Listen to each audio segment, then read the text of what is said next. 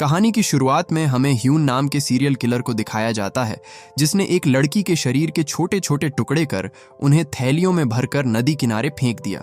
इसके बाद ह्यून उस जगह को तेजाब से रगड़ रगड़ के अच्छे से साफ करता है ताकि वहां सड़े हुए मांस की बदबू न आए। फर्श पर लगे खून के धब्बों से साफ पता चल रहा था कि ये उसका पहली बार नहीं है। वो पहले भी इस जगह कई लड़कियों को मौत के घाट उतार चुका था। इसी तरह वो हर रात लड़कियों को किडनैप करके उन्हें अपनी हवस और दरिंदगी का शिकार बनाता था, जिस वजह से वो कोरिया में डेविल के नाम से फेमस हो गया। रोज की तरह एक रात जब वो अपने घर लौट रहा था, तभी उसकी नज़र एक कार पर पड़ी जिसका टायर पंचर हो गया था। वो अपनी वैन से उतरकर उस कार के पास गया और उसमें बैठी लड़की से पूछा, मैडम क्या आपको कोई मदद चाहिए?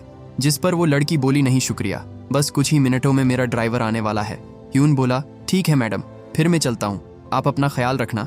लड़की को लगा वो चला गया, पर ह्यून अपनी वैन उसकी कार के सामने लाकर खड़ी कर देता है। जैसे ही लड़की ने लाइट जलाई, ह्यून ने पागलों की तरह उस पर हमला कर दिया। वो भागने की कोशिश करती है, पर दूसरी ओर से दरवाजा जाम था। वो लड़की मदद के लिए चिल्लाती है, पर ह्यून किसी जंगली जानवर की तरह हथौड़े से उसे पीट पीट कर अधमरा कर देता है। इसके बाद वो खून में लथपथ उस लड़की को घसीट कर अपने घर ले गया, पर हम देखते हैं कि उस लड़की में अभी भी थोड़ी जान बाकी थी। ह्यून उसके हाथ बांध देता है ताकि वो भाग ना सके। इसके बाद उसने अपनी पसंद का चाकू उठाया और उस पर धार लगाने लगा। ह्यून उसके शरीर को छूकर कहता है, तुम्हारी स्किन तो बहुत सॉफ्ट है, मुझे ज्यादा मेहनत नहीं करनी पड़ेगी। वो उससे रहम की भीख मांगती है और कहती है, प्लीज मुझे जाने दीजिए, मैं किसी को आपके बारे में नहीं बताऊंगी। वो ये भी कहती है कि वो माँ बनने वाली है, पर ये जानकर भी ह्यून को उस पर जरा भी दया नहीं आती और वो उसे मार डालता है। इसके बाद उसने उस लड़की के टुकड़े किए और उन्हें अलग अलग थैलियों में भरकर नदी किनारे फेंक आया। पर इस दौरान उस लड़की की एंगेजमेंट रिंग गिरकर नाली में फंस जाती है, जिस पर ह्यून का जरा भी ध्यान नहीं जाता। उसका बेरहमी से कत्ल करने के बाद ह्यून ने उस जगह को तेजाब से रगड़ रगड़ के अच्छे से साफ किया ताकि मांस की बदबू न आए। फर्श पर लगे खून के धब्बों से साफ पता चल रहा था कि उसका पहली बार नहीं है। वो पहले भी इस जगह कई लड़कियों को मौत के घाट उतार चुका था। लाश को ठिकाने लगाने के बाद ह्यून रोज की तरह अपने काम पर निकल जाता है, जैसे कि किसी का खून करना उसके लिए बड़ी आम बात हो। लेकिन उसे नहीं पता था कि कल रात उसने जिस लड़की को मारा वो रिटायर पुलिस कमिश्नर की बेटी थी। इसके बाद हम कुछ बच्चों को देखते हैं जो नदी किनारे अपनी खोई हुई बॉल ढूंढ रहे थे। इधर उधर डंडा मारते हुए उन्हें वहां एक काली थैली मिली जिसके अंदर किसी का कटा हुआ कान था। बच्चों ने तुरंत इसके बारे में पुलिस को बताया, जिसके बाद 100 से ज्यादा पुलिस ऑफिसर्स उस जगह पर बची हुई बॉडी की तलाश करने लगे। अब क्योंकि गायब होने वाली लड़की कमिश्नर की बेटी थी, इसलिए सारे मीडिया वाले क्राइम साइट को घेर लेते हैं, जिससे लाश ढूंढना और मुश्किल हो जाता है। एक पुलिस वाला जैसे ही थोड़ी आगे गया, उसे वहां किसी का बाल दिखाई दिया और जब उसने डंडे से उसे पलटा तो पाया कि ये तो कमिश्नर की बेटी का सर था। पुलिस ने सर को जल्दी से बॉक्स में डाला और उसे लेकर फोरेंसिक टीम की ओर भागा, पर मीडिया वाले उसके कटे सर की फोटो खींचने के लिए इतने नीचे गिर चुके थे कि उन्होंने बॉक्स को ही गिरा दिया, जिससे उस बेचारी लड़की का सर कई लोगों के पैरों तले रौंदा जाता है, जो देख उसके पिता की रूह कांप उठी। लड़की का मंगेतर भी ये सब होते हुए अपनी आंखों से देख रहा था, पर वो इतने सदमे में चला गया कि हिल तक नहीं पाता। उन्हें उसके बस कुछ ही बॉडी पार्ट्स मिलते हैं, बाकी के पार्ट्स या तो गायब हो गए या फिर उन्हें चील कौवों ने खा लिया। कमिश्नर किम से माफी मांगता है कि वो उसे उस दरिंदे से बचा नहीं पाया, पर किम खुद को सू की मौत का उतना ही जिम्मेदार मानता था जितना कि वो, क्योंकि जिस रात उसका मर्डर हुआ उस रात किम ने ही सू को वहां कार पार्क करके इंतजार करने को कहा था। उन्होंने सू का अंतिम संस्कार किया, पर किम उससे वादा करता है कि वो उसे मारने वाले को नहीं छोड़ेगा। इसके बाद किम अपने सीनियर्स से 2 हफ्तों की छुट्टी मांगता है। उसके साथ जो हुआ उसे देखते हुए उसकी छुट्टी तुरंत ग्रांट कर दी गई, पर ये छुट्टियां किम ने शोक मनाने के लिए नहीं ली थीं। वो उस कातिल को ढूंढकर उसे अपने हाथों से मारना चाहता था। किम अपने एक दोस्त से एक जीपीएस और एक माइक्रोफोन लेता है। इसके बाद उसने उन सस्पेक्ट्स की लिस्ट निकाली जिन पर पुलिस को शक था। इस लिस्ट में 3 लोगों के नाम थे, जिसके बाद किम एक एक कर सब पे नजर रखने लगता है। एक रात वो दबे पांव अपने पहले सस्पेक्ट के घर में घुसता है, जहां उसने देखा कि वो आदमी अपने कंप्यूटर पर अश्लील फिल्में देख रहा था। किम ने उसे बहुत मारा और वायर से तब तक उसका गला घोंटा जब तक वो बेहोश नहीं हो गया। जब उसे होश आया तो वो खुद को कुर्सी से बंधा पाता है। वो किम से रहम की भीख मांगता है, पर किम ने उसे कुछ तस्वीरें दिखाई और कहा, पहचानते हो इसे? सस्पेक्ट पहचानने से मना कर देता है, जिसके बाद किम ने गुस्से में एक हथौड़े से उसके प्राइवेट पार्ट पर मारा और वहां तब तक मारता रहा जब तक वो दर्द से अधमरा नहीं हो गया। किम ने उसे सड़क पर मरने के लिए छोड़ दिया, जिसके बाद कुछ लोग उसे हॉस्पिटल ले जाते हैं। किम के टॉर्चर से वो इतना डर गया था कि वो खुद अपने सारे गुनाह कबूल कर लेता है। पता चला कि उसने कुछ महीने पहले 2 स्कूल की लड़कियों का रेप और मर्डर किया था, पर कोई सबूत ना होने के कारण पुलिस उसे पकड़ नहीं पा रही थी। पुलिस पूछती है, तुम्हारी ये हालत किसने की? उस रात कौन तुम्हारे घर में घुसा था? पर सस्पेक्ट कुछ नहीं जानता था। वो बस इतना कहता है, सर प्लीज मुझे बचा लो वरना वो मुझे मार डालेगा। पुलिस को भी समझ नहीं आ रहा था कि ऐसा कौन था जिसने इस जैसे दरिंदे में भी मौत का डर बैठा दिया। इसके बाद किम अपने दूसरे सस्पेक्ट के पास जाता है। इसने भी कई घिनौने काम किए थे पर कभी पकड़ा नहीं गया। किम उसके स्कूटर को टक्कर मारकर उसे नीचे गिरा देता है। इसके बाद उसने उसे खूब पीटा और उसे सू की फोटो दिखाकर उसे पहचाने को कहा, लेकिन ये सस्पेक्ट भी सू को पहचानने से इनकार कर देता है। अब सिर्फ 2 लोग बचे थे, जिसमें से एक सस्पेक्ट ह्यून भी था। दोनों में उसे किसी एक को चुनना था। किम दूसरे वाले सस्पेक्ट से पूछताछ करने की सोचता है, लेकिन पता नहीं उसके दिमाग में ऐसा क्या आया कि उसने अपना मन बदल लिया और सबसे पहले ह्यून पर नजर रखने की सोची। उसी रात हम एक लड़की को देखते हैं जो बस स्टॉप पर खड़ी अपनी बस के आने का इंतजार कर रही थी, पर काफी देर तक खड़े रहने के बाद भी वहां कोई बस नहीं आती। वो अकेली है, ये सोचकर उसका दिल घबराने लगा, पर तभी उसके सामने एक वैन आकर रुकी। ह्यून कहता है, मैडम बसें चलनी बंद हो चुकी है, आपको कहाँ जाना है? मैं आपको वहां तक लिफ्ट दे सकता हूँ, क्या आप मेरे साथ चलना पसंद करेंगी? वो उसके साथ नहीं जाना चाहती थी, पर जब उसे पता चला कि इस रास्ते पर आने वाली ये आखिरी गाड़ी है तो उसे थोड़ी घबराहट होने लगी। अब क्योंकि ह्यून भी शक्ल से बहुत शरीफ लगता था, इसलिए वो उस पर भरोसा करके वैन में बैठ जाती है। थोड़ी दूर चलते ही ह्यून अपनी वैन की पिछली सीट पर कुछ ढूंढने लगता है। शुरू में तो उस लड़की ने इग्नोर किया, पर जब वो बार बार उसे ढूंढने के लिए पीछे मुड़ने लगा तो उसे थोड़ी सी बेचैनी होने लगी। ह्यून एक लोहे की पाइप निकालकर उसके सामने रखता है और कहता है, आपको लग रहा होगा ना कि आपने बहुत बड़ी गलती कर दी? क्या आपने ऐसी चीज पहले कभी देखी है? इससे पहले वो लड़की कुछ समझ पाती, ह्यून ने उस पर हमला कर दिया और उसे पाइप से पीट पीट कर मार डाला। इसके बाद ह्यून उसे अपने घर लाता है और उसके टुकड़े करके कहीं दूर फेंक देता है। 1 हफ्ते के अंदर ये उसका दूसरा मर्डर था, पर उसे अपने किए पर कोई पछतावा नहीं होता, क्योंकि उसे ये करने में बहुत मजा आता था। इसके बाद हम किम को देखते हैं जो ह्यून को ढूंढते हुए उसके घर आता है, जहां उसे ह्यून का परिवार मिला जो बहुत गरीबी में जी रहा था। ह्यून ने कई लोगों से उधार भी ले रखा था, जिस वजह से लोग आए दिन उसकी मां को परेशान करते थे। उन्हें लगा कि किम भी उनसे पैसे लेने आया है, पर किम उनसे झूठ बोलता है कि वो इंश्योरेंस कंपनी से है और उन्हें ह्यून के इंश्योरेंस के पैसे लौटाने आया है। पहचान के लिए उसने ह्यून की मां से उसकी कोई फोटो मांगी, पर उनके पास हाल फिलहाल में उसकी कोई फोटो नहीं थी। किम जानना चाहता था कि वो सही घर में आया है कि नहीं, जिसके बाद उसने उन्हें ह्यून की नई तस्वीर दिखाई और पूछा, क्या यही आपका बेटा है? वो बूढ़ी औरत ह्यून को तुरंत पहचान लेती है, लेकिन उसका ये नया रूप देखकर वो थोड़ी डर गई, क्योंकि जिस ह्यून को वो जानती थी वो इतना डरावना कभी नहीं था। घर में किसी को नहीं पता था कि ह्यून अब कहाँ रहता है, लेकिन उसकी अपने बेटे से कभी कभार बात होती रहती थी। किम उससे पूछता है, तुम जानते हो तुम्हारे डैड अब कहाँ रहते हैं? जिसके बाद वो किम को ह्यून के नए घर पर ले गया, जो काफी सुनसान इलाके में था। ह्यून किसी भी वक्त यहाँ आ सकता था, इसलिए किम जल्दी से उस जगह की तलाशी लेने लगता है। देखने में तो ये कोई आम घर जैसा ही लग रहा था, पर तभी वहाँ उसे ढेर सारे बॉक्सेस मिले जिन पर ताले लगे हुए थे। किम ने जब तालों को तोड़ा तो उसमें उसे ऐसी ऐसी चीजें मिली जिन्हें देखकर किम के पैरों तले जमीन खिसक जाती है। ह्यून इतना बड़ा साइको था कि उसने जिन जिन लड़कियों का खून किया था उनके कपड़े, जूते, पर्स, हर चीज अपने पास याद के तौर पर संभाल के रखी थी। किम एक और कमरे में गया और वहां खून से सनी फर्श देखकर समझ गया कि उसने इसी जगह पर उनकी लाशों को काटा होगा। किम ने जब नाली में झांका तो वहां एक रिंग मिली, जो देख किम रोने लगता है, क्योंकि ये उसकी और सू की एंगेजमेंट रिंग थी। उस दरिंदे ने उसे कैसे मारा होगा, ये सोचकर भी उसकी रूह कांप जाती है। किम चाहता तो पुलिस को बुलाकर उसे गिरफ्तार करवा सकता था, पर ऐसा करके उसे कभी सुकून नहीं मिलता। वो ह्यून को तड़पा तड़पा कर मारना चाहता था।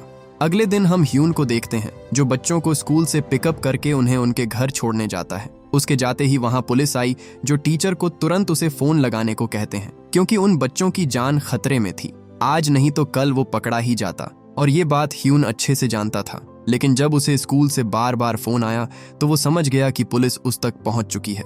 पकड़े जाने से पहले उसने सोचा कि क्यों ना एक और मर्डर किया जाए। उसने पीछे नजर घुमाई तो देखा कि बस में अब भी कुछ लड़कियां बैठी हुई थीं। उसने एक एक कर सबके उतरने का इंतजार किया, जिसके बाद वो बस में बैठी आखिरी स्कूल गर्ल को किडनैप कर लेता है। किम ने उसकी बस में पहले से एक ट्रैकर लगा रखा था, जिस वजह से उसे ह्यून को ढूंढने में बिल्कुल भी दिक्कत नहीं होती। उधर हम उस स्कूल गर्ल को देखते हैं जिसे ह्यून जिंदा ही दफनाने वाला था। उसने मारने से पहले ह्यून उसके साथ जबरदस्ती करता है। वो हैवानियत की हद पार करने ही वाला था कि तभी किसी ने उसका नाम पुकारा। ह्यून को लगा शायद उसके कान बज रहे हैं, पर जब उसने दोबारा आवाज सुनी तो वो चौकन्ना हो गया। जैसे ही उसने किम को देखा, उसने उस पर हमला कर दिया, पर किम उसे बहुत मारता है। ह्यून जान बचाकर भागने की कोशिश करता है, पर किम ने उसे पकड़ लिया और उसके मुंह पर प्लास्टिक लपेटकर उसकी सांस रोक दी, जिससे ह्यून बेहोश हो जाता है। थोड़ी देर और ऐसा चलता तो वो मर जाता, लेकिन किम ऐसा नहीं चाहता था। वो एक पत्थर उठाकर उसका सर फोड़ने ही वाला था, लेकिन पता नहीं उसके दिमाग में ऐसा क्या आया कि उसने उसे छोड़ दिया। जब ह्यून को होश आया तो वो बहुत दर्द में था। उसे अपने बगल में एक लिफाफा पड़ा मिला, जिसके अंदर कुछ पैसे थे ताकि वो अपना इलाज करवा सके। ह्यून ने जल्दी से कपड़े पहने और वहां से भाग गया, पर उसे पता नहीं था कि उसकी हर हरकत पर नजर रखी जा रही है। किम ने उसके पेट में जीपीएस और एक माइक्रोफोन डाल दिया था, जिससे वो ह्यून की हर बात सुन सकता था। इसके बाद ह्यून ने अपने घर जाने के लिए किसी से लिफ्ट ली, लेकिन यहाँ भी उसकी किस्मत खराब ही थी। कार में बैठते ही उसे पता चल गया कि ये कार चोरी की है, क्योंकि कार की नेम प्लेट पर लगे ड्राइवर की फोटो कार चलाने वाले के चेहरे से बिल्कुल मेल नहीं खा रही थी। उसने देखा कि पीछे बैठे उसके पार्टनर के पास हथियार है, पर वो हमला करता उससे पहले ही ह्यून ने ड्राइवर के गले में चाकू घुसा दिया, जिससे कार आउट ऑफ कंट्रोल हो गई। उनके बीच भयंकर झड़प होती है, पर ह्यून ने उन दोनों को बेरहमी से मार डाला। उसने जब डिक्की खोली तो उसे वहां एक बैग और असली ड्राइवर की लाश मिली, जिन्हें उन चोरों ने मारा था। उधर किम देखता है कि वो अब आगे नहीं बढ़ रहा था, जिसके बाद वो तुरंत उस जगह पहुंचा जहां उसे 3 और लोगों की लाशें पड़ी हुई मिली। इसके बाद ह्यून इलाज के लिए डॉक्टर के पास जाता है, पर वो अब भी इस बात को लेकर परेशान था कि उसकी ये हालत किसने की। दवाई लेकर वो जा ही रहा था कि तभी वहां एक नर्स आई, जिसे देखकर ह्यून की आंखों में दरिंदगी वापस लौट आती है, मानो उसे अपना अगला शिकार मिल गया हो। ह्यून उसके पास आया और उससे उसकी उम्र पूछी। वो नर्स से ये भी पूछता है कि तुम्हारा कोई बॉयफ्रेंड है क्या। जिस तरह वो उससे बात कर रहा था, उसकी जगह कोई और होता तो अब तक पुलिस आ चुकी होती। लेकिन ये नर्स सिर्फ 22 साल की थी, इसलिए वो खतरे को भांप नहीं पाती और थोड़ी अनकंफर्टेबल हो जाती है। जब ह्यून क्लिनिक से बाहर गया, तब जाकर कहीं उसने चैन की सांस ली। जब वो मेडिकल रूम में गई तो उसने देखा कि ह्यून वहीं बैठा उसका इंतजार कर रहा था। नर्स उसे वहां से जाने को कहती है, पर ह्यून उससे बिल्कुल नहीं डरता और दरवाजा लॉक कर देता है। वो बोला, मेरी कल की रात बड़ी सुहानी होने वाली थी, लेकिन एक कमीना आया और उसने सब कुछ बिगाड़ दिया। ह्यून नर्स के साथ वो सब करना चाहता था जो वो उस स्कूल गर्ल के साथ नहीं कर पाया। वो नर्स को अपने कपड़े उतारने को कहता है, पर जब उसने मना किया तो ह्यून उसे डराने लगा। नर्स उससे दया की भीख मांगती है, लेकिन ह्यून कहाँ किसी पर रहम करने वाला था। वो नर्स के साथ जबरदस्ती करने लगता है और उसे सारे गलत काम करने को कहता है। किम हॉस्पिटल के बाहर बैठा ये सब सुन रहा था। जब उसे लगा कि उसकी जान खतरे में है, तो वो दौड़कर हॉस्पिटल के अंदर आया और एक फायर एक्सटिंग्विशर उसके सर पर दे मारा। ह्यून चाकू से उस पर हमला करता है, लेकिन किम ने उसे अपने हाथ से पकड़ लिया, जो देख ह्यून दंग रह जाता है, क्योंकि उसके अंदर डर बिल्कुल नहीं था। किम ने उसे बहुत पीटा और मार मार कर उसे अधमरा कर दिया। नर्स से ये सब देखा नहीं जाता। वो वहां से जा ही रही थी कि तभी किम उसे रोकते हुए बोला, अभी मत जाओ, इसका इलाज करना पड़ेगा। वो ह्यून से कहता है, इतना कमजोर भी मत बनो, ये तो बस शुरुआत है, तुम्हारी जिंदगी और बदतर होने वाली है। किम ने उसके पैर से एक बड़े मांस का टुकड़ा नोच लिया ताकि वो कभी ठीक से चल ना सके। जब उसे होश आया तो ह्यून बहुत दर्द में था। उन्होंने उसका इलाज तो कर दिया, पर उसे कोई पेन किलर नहीं दिया, जिसकी वजह से ह्यून अपने शरीर में लगे हर एक टांके का दर्द महसूस कर सकता था। ह्यून को अब भी समझ नहीं आ रहा था कि उसने उसे ढूंढा कैसे। वो अपने जूते, कपड़े, कार सब चेक करता है, पर उसे कोई ट्रैकर नहीं मिलता, क्योंकि वो तो उसके पेट के अंदर था। रास्ते में उसकी कार बंद पड़ जाती है, जिसके बाद उसने लिफ्ट मांगने की सोची। अब जाहिर सी बात थी कि जिससे वो लिफ्ट मांगेगा उसे मार देगा, पर उसकी किस्मत इतनी खराब थी कि उसके आगे जो गाड़ी आकर रुकी, उसमें ढेर सारे आर्मी ऑफिसर्स थे। वो पूछते हैं, क्या हुआ तुम्हें? तुम्हारा एक्सीडेंट हुआ है क्या? पर उन्हें देखकर ह्यून को जैसे सांप सूंघ गया। उसके मुंह से एक शब्द नहीं निकलता। अच्छी बात यह थी कि उन्होंने उसे पहचाना नहीं, जिसके बाद वो पैदल ही आगे बढ़ने लगता है। उधर किम, जो अब तक उसका पीछा कर रहा था, उसे कमिश्नर का फोन आता है। वो किम को बताते हैं कि पुलिस को लगता है कि मैं उस खूनी का पीछा कर रहा हूँ। मुझे लगता है कि अब हमें उसे छोड़ देना चाहिए, वो जल्द ही पकड़ा जाएगा। उनकी छोटी बेटी सियोन भी किम से कहती है, मैं जानती हूँ तुम्हें कैसा महसूस हो रहा है, लेकिन तुम्हें ये सब बंद करना होगा। ये सब करने से सू वापस नहीं आएगी। पर किम कहाँ उनकी सुनने वाला था। वो कहता है, मैं ये सब छोड़ देता, लेकिन ये सब बेवजह नहीं है। वो ह्यून के जरिए उसके जैसे और भी लोगों को पकड़ना चाहता था। इसके बाद हमें एक और सीरियल किलर को दिखाया जाता है जो इंसानों के मांस का शौकीन था।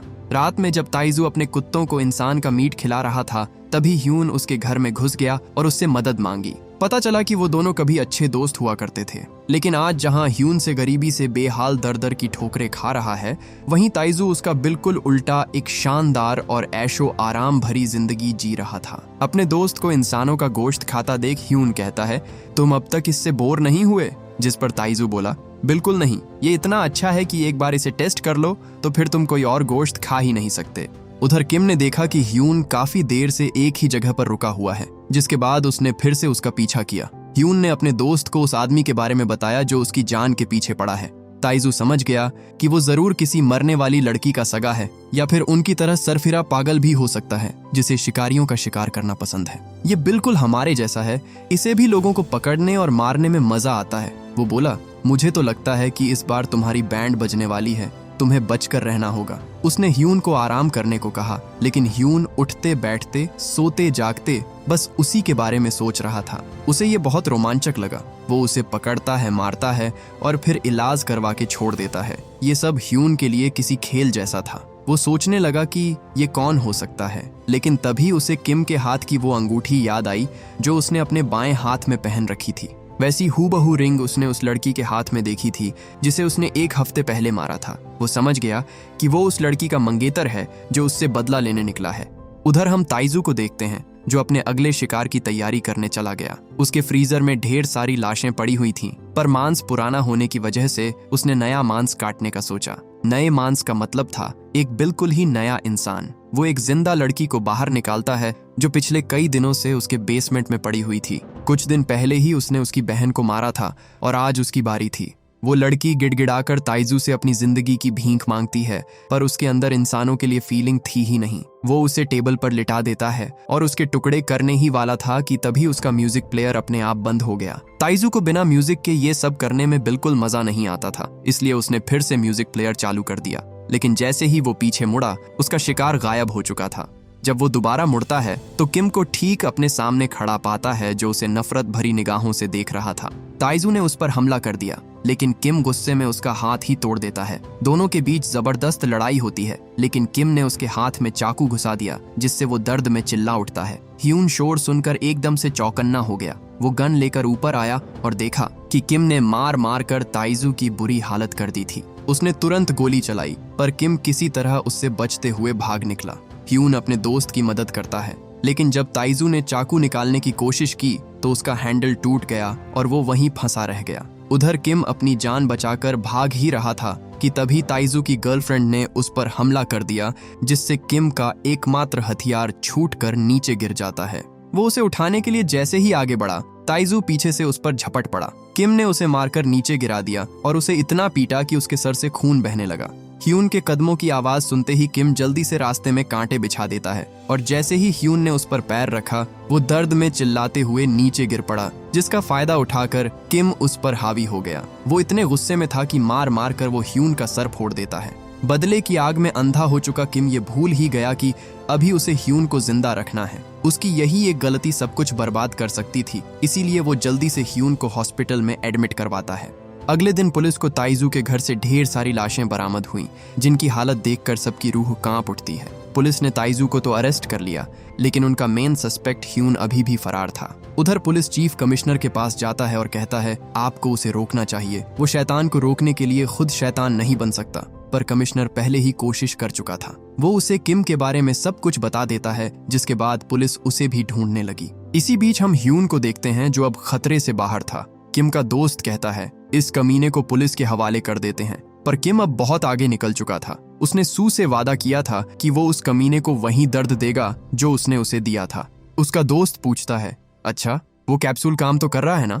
पर किम ने उसे तुरंत चुप करा दिया। वो चेक करता है कहीं वो होश में तो नहीं, पर उसका दोस्त बोला, चिंता मत कीजिए, ये अभी दूसरी दुनिया में है, कम से कम 1 दिन और बेहोश रहेगा। पर अफसोस उसका ये अंदाजा गलत था। ह्यून कब से होश में ही था और वो उनकी बातें सुन लेता है। इस बार उन्होंने उसे छोड़कर बहुत बड़ी गलती कर दी थी। जब ह्यून को होश आया तो वो खुशी के मारे मुस्कुराने लगता है, क्योंकि अब उसे पता था कि जीपीएस उसके पेट में है। ह्यून कहता है, मुझे पूरा यकीन है तुम अभी मुझे सुन रहे हो। सच कहूं तो मुझे बहुत मजा आया। ऐसा लगा जैसे जन्नत की सैर हो गई, पर तुमने मुझे बेवकूफ समझने की गलती कर दी। अब तुम्हें पछतावा होगा कि तुमने मुझे मार क्यों नहीं डाला। इसके बाद ह्यून मेडिकल स्टोर में घुसकर पेट साफ करने की दवा ढूंढने लगता है। इसी बीच उसने किम को बताया कि तुम्हारी होने वाली बीवी ने मरने से पहले कहा था कि वो प्रेग्नेंट है। उसने अपनी जिंदगी के लिए मुझसे भीख मांगी थी। ये सब नहीं पता होगा ना तुम्हें। सू प्रेग्नेंट थी, ये जानते ही किम अंदर से पूरी तरह टूट जाता है। जब तक वो मेडिकल पहुंचा, ह्यून वहां से फरार हो चुका था। किम जल्दी से घायल केमिस्ट के लिए एम्बुलेंस बुलाता है, लेकिन तब तक ह्यून अपनी चाल चल चुका था। उसने टॉयलेट में जाकर अपना पूरा पेट खाली कर दिया और उस कैप्सूल को बाहर निकाला। इसके बाद किम को गुमराह करने के लिए वो एक आदमी को पीट पीट कर उसके मुंह में वो कैप्सूल डाल देता है ताकि वो उसे पकड़ ना सके। ह्यून एक बार फिर उसके हाथ से बच के निकल जाता है और अब तो उसे ये भी नहीं पता था कि वो किस ओर जा रहा है। किम सीधा उस हॉस्पिटल की ओर रुख करता है जहां उसके दोस्त को एडमिट किया गया था। उसने ताइजू से पूछा, जल्दी बता तेरा दोस्त कहाँ गया है? पर ताइजू बोला, तुमने गलत आदमी से पंगा ले लिया है। वो हमेशा एक कदम आगे रहता है। पहले वो लड़की, फिर उसका परिवार, और फिर वो अपने आप को पुलिस के हवाले कर देगा। वो ये भी कहता है कि उस लड़की को मारने से पहले उसने उसके साथ वो सब किया होगा जिसमें उसे मजा आता है। ये कहकर वो पागलों की तरह हंसने लगा, जो देख किम को इतना गुस्सा आता है कि उसने ताइजू के मुंह को बीच से फाड़ दिया। किम ने चीफ को कॉल करके बताया कि ह्यून सू के घर जा रहा है, जिसके बाद पूरी पुलिस फोर्स तुरंत उसके घर की ओर रवाना हो जाती है। उन्हें खतरे से आगाह करने के लिए किम ने कमिश्नर को फोन लगाया, लेकिन तब तक ह्यून उनके घर पहुंच चुका था। ह्यून उन्हें मार मार कर अधमरा कर देता है और खुद को पुलिस के हवाले करने ही वाला था कि तभी वहां सू की छोटी बहन आ जाती है। उसने अपने डैड को आवाज लगाई, पर उसे सामने से कोई जवाब नहीं आया। ह्यून, जो अंधेरे में छिपकर उस पर घात लगाए बैठा था, उसे देखते ही किसी वहशी जानवर की तरह उस पर टूट पड़ता है। किम जब क्राइम साइट पर पहुंचा तो उसने देखा कि ह्यून ने कमिश्नर को जिंदा छोड़ दिया था और उनकी छोटी बेटी अब उसके पास थी। वो दरिंदा उसके साथ क्या करेगा, ये सोचकर किम रोने लगता है। पुलिस को भी कोई आइडिया नहीं था कि वो उसे कहाँ ले गया, लेकिन तभी चीफ को ह्यून का कॉल आया, जो उसे किम को फोन देने को कहता है। उसने किम को एक एड्रेस बताया और जब पुलिस उसके बताए एड्रेस पर पहुंची तो उन्हें वहां कमिश्नर की बेटी की लाश कूड़े में पड़ी मिलती है। उस कमीने ह्यून ने पहले उसका रेप किया, फिर उसे मारकर फेंक दिया। उसका अगला कदम था कि वो पुलिस को सरेंडर कर देगा ताकि किम कभी उससे बदला ना ले सके। शहर की सारी पुलिस फोर्स उसकी बताई हुई लोकेशन पर तैनात हो जाते हैं। कुछ देर में वहां एक कार आकर रुकी, जिसमें से ह्यून बाहर निकलता है। खून से लथपथ ह्यून को अपने की का जरा भी पछतावा नहीं था। उल्टा वो तो खुश था कि अब वो कानून की आड़ में किम से हमेशा बचा रहेगा। लेकिन पुलिस के साथ साथ किम भी उसका वहीं खड़ा इंतजार कर रहा था। पुलिस उसे अरेस्ट कर पाती उससे पहले ही किम उसे अपने साथ ले गया। वो ह्यून को उसी जगह ले जाता है जहां वो लड़कियों को बेरहमी से काटा करता था। बस फर्क इतना था, आज सूली पर मासूम लोगों के सर की बजाय उसका सर रखा हुआ है। जब ह्यून को होश आया तो उसने अपने आप को सर काटने वाले हथियार से बंधा हुआ पाया। किम कहता है, तुम बिल्कुल सही थे, मैंने बहुत बड़ी गलती कर दी, लेकिन इस बार गलती नहीं होगी। किम जलती हुई सिगरेट उसके घाव पर रख देता है, जिससे ह्यून दर्द में चिल्ला पड़ा। पर वो बस यहीं नहीं रुकता, उसने ह्यून के मुंह में लोहे की रोड घुसा दी। ह्यून कहता है, मार डाल मुझे, पर किम बोला, इतनी जल्दी नहीं। ये इतना आसान होता तो मैं तुझे पहले ही मार देता। मैं तुझे तब मारूंगा जब तुझे सबसे ज्यादा दर्द होगा। इतना दर्द होगा कि डर के मारे तुम कांप रहे होंगे, क्योंकि वही मेरा बदला होगा। पर उसकी बातें सुनकर ह्यून उस पर हंसने लगता है। मौत उसके सर पर लटक रही थी, लेकिन अभी तक उसकी आंखों में डर का नामो निशान तक नहीं था। वो बोला, तेरी समझ से ज्यादा बर्दाश्त कर सकता हूँ, बाकी सब छोड़ और मुद्दे पर आ। तुझे क्या लगता है तूने मुझे हरा दिया? भाड़ में जा तू, चाहे जो भी कर ले, मुझसे तुझे कुछ नहीं मिलेगा, इसलिए तू अपनी हार मान ले, समझा? किम चाहता था कि वो मरने के बाद भी तड़पता रहे, लेकिन वो ये कैसे करेगा? उसने बताया ही नहीं। किम बाहर से दरवाजा बंद करके वहां से जाने लगता है, पर तभी हम एक कार को देखते हैं जो ह्यून के घर के बाहर आकर रुकी। ह्यून के माता पिता और उसका बेटा उससे मिलने आए थे, पर उन्हें जरा भी अंदाजा नहीं था कि ये सब एक चाल है। किम ने ह्यून के मुंह में एक रस्सी बांध रखी थी, जिसका सीधा कनेक्शन उस दरवाजे से था। मतलब अगर उन्होंने गेट खोला तो रस्सी छूट जाएगी और ह्यून का सर धड़ से अलग हो जाएगा। किम अपने ईयरफोन लगा लेता है ताकि वो उसके घर वालों की चीखें सुन सके। जल्द ही वो सब दरवाजे पर पहुंच गए। ह्यून को जब पता चला कि बाहर उसका बेटा खड़ा है तो वो उसे दरवाजा खोलने से मना करता है, पर पर मुंह में रस्सी लगी होने की वजह से उसकी आवाज उन तक नहीं पहुंच पाती। किम उसे जिस दर्द में देखना चाहता था, ह्यून अब उसी दर्द में था। वो अपने ही घर वालों से अपनी जान की भीख मांग रहा था, पर अफसोस उसकी ये आखिरी ख्वाहिश पूरी नहीं होती। उसके बेटे ने जैसे ही दरवाजा खोला, ऊपर लगा ब्लेड नीचे गिरा और ह्यून के टुकड़े हो गए।